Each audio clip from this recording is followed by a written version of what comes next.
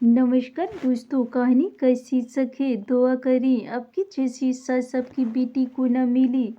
आज इस घर में सुमन की पहली रात थी। नई नवेली दुल्हन सुमन शर्माई सी सुबह 5 बजे ही उठकर तैयार होकर कमरे से बाहर निकली तो सामने ही सासू माँ दिख गई।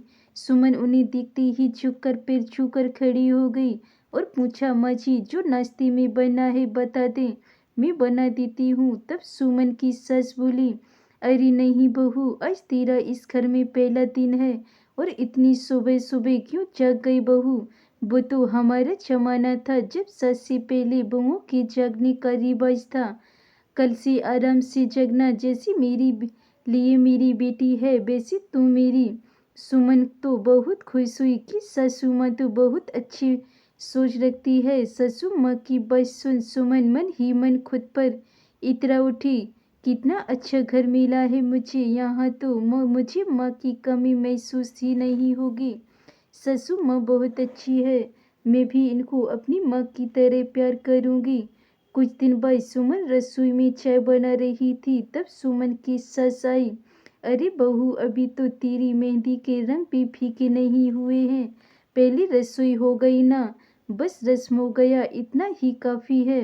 अभी आराम करो, ये सब काम तो जिंदगी भर करने हैं, मैं कर लूँगी सब। ससु माँ सुमन की हंसी कलछी ले प्यार से कहती है, नहीं नहीं मम्मी जी, ऐसे कैसे, जब हम दोनों घर में हैं तो आप अकेली क्यों करेंगी। सुमन परेशानी में पड़ गई और मम्मी काम ही कितने हैं, घर में हम 4 लोग तो हैं। सास हंसकर बोली, चल तू बैठ, आज मेरे हाथ की चाय पी कर देख। ससु माँ उसी रसोई से बाहर जाने के लिए कहती है। सुमन असमंजस में बैठक में आकर पत्रिका उठा उलटने पलटने लगी। तभी दरवाजे पर दस्तक होती है। दस्तक की आवाज से सुमन दरवाजा खोलती है और पड़ोस की रमा चाची अंदर आती हुई पूछती है, अरे बहू, तेरी सास राम जानकी कहाँ है। रसोई में है, धीमे से सुमन जवाब देती है। अच्छा बोल। पड़ोसी चाची सुमन को घूरती रसोई में चली गई। नहीं नहीं बैठूंगी नहीं, तेरी हालत पर तो तरस आ रहा है। अपनी बहू को ही चाय नाश्ता करा। बहू, ये आचरण सही नहीं है।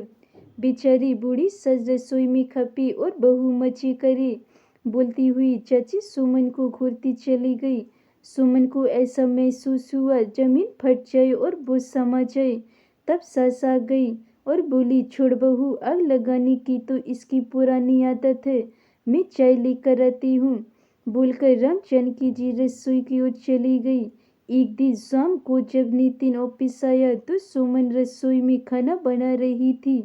तब सासू माँ ने सुमन को आवाज दी और नितिन से बोली, जाओ तुम दोनों कहीं घूम आओ, नई नई शादी हुई है, 100 अरमान होते हैं हर लड़की के। जा सुमन, जल्दी जा, तैयार हो जा। बिल्कुल घर घुस्सू है ये लड़का, पत्नी को लेकर कहीं जाता आता नहीं है। लड़कियों की कितनी चाहते होती हैं, समझता ही नहीं है। जब तू तैयार हो जा, सासू माँ सुमन से कहती है। लेकिन मम्मी जी, घर के सारे काम पड़े हैं और हमारी साइका सबों को भी आपने आज की छुट्टी दे रखी है, आपकी किटी भी है, ऐसे में कैसे। सुमन जो कि ससु माँ के साथ ही बैठ गई, अशर से ससु माँ को देख बोल रही, बहू तू परेशान क्यों होती है, सब हो जाएगा, कोई बड़ा काम थोड़े ना है। नितिन ले जाए इसे। ससु माँ की जीत पर सुमन नितिन के साथ घूमने चली गई। सुमन बहुत खुश थी कि इतना काम होते हुए भी माँ ने उसको बाहर भेज दिया। लोग पता नहीं क्यों सस को इतना पूरा कहते हैं, मेरी ससु माँ तो कितनी अच्छी है। सुमन का पूरा ध्यान ससु माँ की तरफ ही था। वो अपने पति नितिन से बोली, घर चले क्या नितिन, बस शॉपिंग हो गई। मम्मी जी अकेली कैसे मैनेज करेंगी, वो तो कितनी अच्छी हैं कि सिर्फ हमारे बारे में सोचती हैं, लेकिन उनका ध्यान रखना हमारा भी तो फर्ज बनता है। कोल्ड कॉफ़ी पीने के बाद सुमन कहती है। नितिन कहता है, ठीक है, दोनों घर के लिए निकलते हैं। तभी नितिन के किसी दोस्त का फोन आ जाता है। सुमन, मुझे कुछ काम है, तुम कैब लेकर घर चलो, मुझे 2-3 घंटे लग जाएंगे। नितिन कहता है, ठीक है कहकर सुमन कैब लेकर घर की ओर रवाना हो गई। रामचंद की बहू कहाँ है तेरी, पता नहीं था क्या उसे कि आज तेरी सहेलियां आने वाली हैं। अकेली जुटी पड़ी है। शर्मा जी की आवाज सुन सुमन की कदम दरवाजे पर रुक गई। तब सस की आवाज आती है, क्या कहूँ, पता था उसे सब, लेकिन घर में पैर टिकते कहाँ है उसके। सब भी नहीं आएगी ये भी जानती थी वो, लेकिन मेरी किस्मत। हाँ, पहले ससुर माँ की सेवा में लगी रही और अब बहू की। उस दिन तो तूने देखा ही था वर्मा। रामचंद की जी अपने चेहरे पर बेचारी का भाव लाकर कहती है, हाँ पूरी महारानी है इसकी बहू। उस दिन में राम आई तो रामचंद की चाय बना रही थी और महारानी मैगजीन पढ़ रही थी। वर्मा कहती है, अरे वो तो मैं किसी काम से मैंने रामचंद की को फोन किया और रामचंद की ने आने के लिए कहा, नहीं तो इसकी ऐसी हालत है कभी खबर ही नहीं होती। वर्मा कहती है, कोई क्या कर सकता है, बेटे पर भी तो जादू कर रखा है उसने।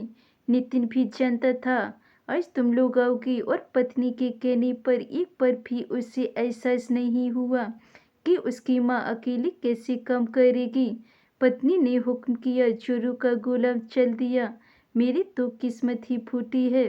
तभी सुमन आती है और कहती है, बस मम्मी जी बस, मैंने आपका ये दोहरा चेहरा तो देखा ही नहीं था। मैं तो इसी गुमान में थी कि मुझे दूसरी माँ मिल गई।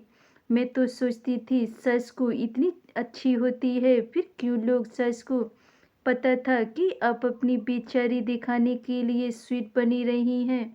कम से कम अपने बेटे को तो बख्श देती, जिसे आपके इन कर्मों का पता नहीं है। शुक्र है कि नितिन को कहीं जाना था और मैं अकेली आई। आपका ये रूप देखकर और की बिन किए का लांछन सुन क्या गुजरती उन पर। अब तो आज अपने बेटे की नज़रों में गिर जाती। माँ जी, आपकी भी एक बेटी है, मैं दुआ करूंगी आपकी जैसी सास उस मासूम को न मिले। अब अपनी सहेलियों को मेरे कहे का अर्थ समझाइए। मेरी ज़रूरत लगे तो बेझिझक बुला लीजिएगा। बोलती हुई सुमन सब पर सरसरी निगाह डालती अपने कमरे की ओर बढ़ गई। सुमन के यकीन विश्वास और मन का आज खून हो गया था। आज सुमन का मन दुखी हो गया, लेकिन आज उसकी सस का असल चेहरा उसके सामने था। आज सुमन की सारी गलतफहमी दूर हो गई थी। धन्यवाद दोस्तों। अगर ये मेरी कहानी आपको पसंद आई हो तो वीडियो को लाइक कमेंट शेयर जरूर करें। अगर चैनल पे नए हैं तो चैनल को सब्सक्राइब कर लें।